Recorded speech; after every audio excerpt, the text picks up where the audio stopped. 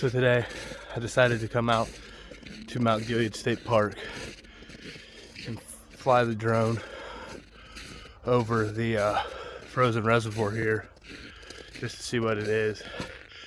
I mean, it's froze. You gotta walk all the way down or walk through the woods.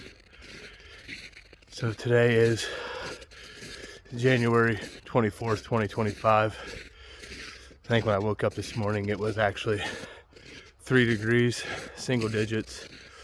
So here we go. We'll get the drone out, give you some footage of the lake. There's the top reservoir overflow, and the other one's just right up here where I'm going to start flying the drone at today.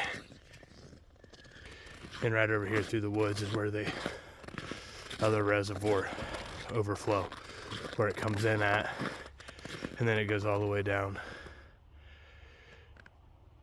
to down there's the other reservoir. We'll give you a look on the drone of what it is. I'm actually walking on the road that you can't even drive down here because it's so icy right now.